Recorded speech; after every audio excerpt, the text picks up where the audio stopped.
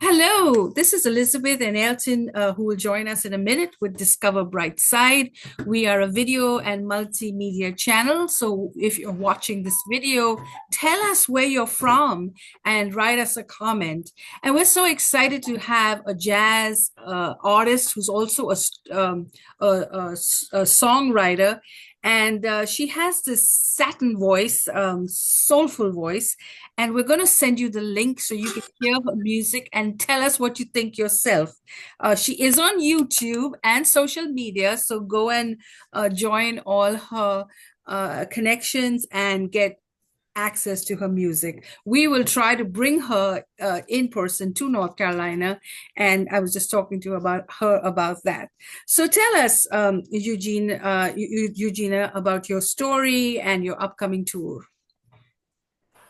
Um, so it's Eugenie, like I Dream of Jeannie, and I am I am going to copy and paste a link into your chat window so that you'll be able to share it um, with your audience out there, and they'll be able to find my music too. So I have been an international performing recording artist for 11 years now. And as you said previously, I'm primarily jazz, but I do soulful jazz, which can be a good or a bad thing depending upon whose point of view you're soliciting opinions from. I write original material, so I record songs that I've written, which I feel very strongly about being able to write my own songs and not just sing what's already been done for the past 75 or 100 years by someone else. And I perform in the Seattle, Washington area, but I also perform nationally. And I'm expanding, looking forward to doing some shows internationally this year. So this is my sixth project, a self-titled project called Eugenie, and it's available on all digital platforms as well as on YouTube. And I hope that people will go and find it and go to Bandcamp particularly and download it and keep it as part of your catalog of songs. Uh, Eugenie, welcome. So glad to have you. Thank you. Eugenie. And tell us, though, I mean, and I know the challenge for the most part of when a listener is drawn to your style of singing versus the more traditional or the more sung songs. We'll say, and a person listening has to be open to the idea of the how can I put it, the uniqueness of your song and sound. Speak to us a little bit about that. Well, some people understand that jazz is a living, breathing thing, that it didn't just stop when people stopped writing Broadway compositions with Cole Porter and people like that began. Jazz were very popular for their jazz or Broadway plays, and the Great American Songbook, which is jazz that chronicles that heyday of jazz, going back to the 30s, 40s, 50s. They basically locked it down and said, these are the Great American Songbooks. And so traditionalists very much think that that's it, especially when it comes to vocal jazz.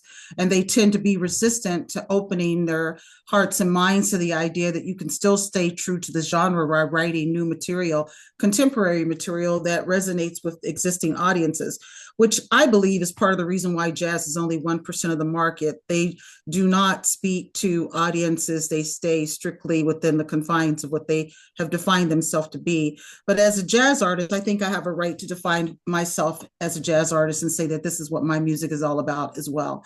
So I write songs that they fit into the genre as far as how they sound and how they move and all those kinds of, music theory qualities that identify a genre as a genre. But they're contemporary. They speak to contemporary issues and they're soulful. They go back more to the liking of Ella Fitzgerald and Sarah Vaughan and Frank Sinatra, that kind of soulful singing that used to happen and be a part of jazz as opposed to what it's morphed into today. Yeah, that's true. I mean, it's amazing when you think of the artist and the songs they sing, and well, and the branding that needs to take place. And so, at any concert, I can only imagine. I haven't attended any of the concerts, and I'm looking forward to it. But the branding that must take place. I mean, you take an artist like or the Irving Berlin and jazz artists back in the what 30s, 40s, and how they became famous by doing I guess they did a lot of music on set of different movie scripts, and they got to be famous that way, and especially different, dramatic broadcasts. And so that's amazing. So we're excited to have you with us today, and it's an amazing opportunity for you, I guess.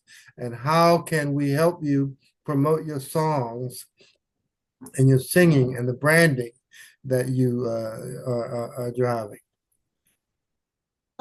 Anyone interested in my music, all they would have to do is Google my name, Eugenie Jones. And I did drop a playlist into your chat window for you to share with your audience as well. But they can find my music without a link. Just Google my name, Eugenie, just like Eugene, only IE at the end. Last name is Jones. And I have a significant digital footprint because, as I said, this is my 6th album. So there's a lot of music out there. There's a lot of print material out there about me. And anything you want to know, you can pretty much find it. Most of the time, it's fairly accurate. Sometimes they don't get it right. Yeah. I don't know where some of these people that write these articles, what they're looking at when they write them, if they just pulled out of the air what they think should be there. But there's a little bits and pieces of information that aren't correct out there, like where I was born or like how many albums I've done or things like that. But the gist of who I am as a performer and as a singer-songwriter, that's out there and available to anybody. Have you done any concerts at different business conferences? I'm sorry, I didn't understand. Did you say, do I have concerts coming up? No, business conferences, because business conferences, sometimes they're looking for entertainers who can. Oh, yeah. Yeah, because if it's a 2-day, 3-day conference and they have to provide entertainment for the attendees, it's a perfect opportunity for, I mean, especially at the piano bar, as a listener and that kind of thing. And if the rates are right, because I mean, typically, an attendee would get caught with your sound and your music just by attending the conference. Yeah. Yeah, I have done some corporate events, and a lot of those things are certainly about who you know, because it's by word of mouth, making recommendations about, oh, I know someone here, there, that would be a good fit for this. So if people were out there listening and they are aware of that they attend certain conferences or conventions and they want to make recommendations to their organizers, again, they can look me up and provide my information or reach out and contact me for details about coming and attending and performing. Sounds good. Sounds good. I don't know what you could work out the particulars. Yeah, you're your agent, or you have an agent, or how does that work? Well, I do some booking of my own, and I have some booking reps who work for me as well. I work through an agency that's based in Switzerland that does booking for me, and I'm also in the process of discussing something with some other local booking reps as well. But for largest part of my career, I've done it all myself. I have an undergrad and graduate degree in marketing, so I'm well aware of how to pitch myself, and I build my websites. I create my own marketing collateral. I write my own bios. I design my own CD covers. I make my own music videos. So I'm what they call on TED Talk a multi-potentialite. I have a lot of different skill sets, and I can flex easily from one to the other. And I'm able to do a lot of things that other people would have to pay someone to do for them. And I'm blessed in that regard.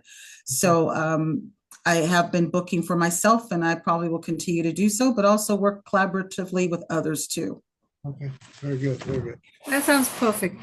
I love multi-talented people. So yes, that is a gift. Yeah, so and I'm so excited. We would love to represent you and collaborate with you here in North Carolina as well. So thank you, thank you, thank you. And everyone, please like, share, connect with Eugenie, and tell us what you think about her music. We will be bringing her in and out, and you'll get this video all through the years. So please enjoy it. And yes, if you would like to book her to speak, connect with her or connect with us. We'd love to hear back on what you thought about the video. Thank you for watching. And this is Discover Bright Side, where we discover new people every day. Thank you so much for giving us your time. I know you're on tour, and I'm going to let you go with that. Thank you.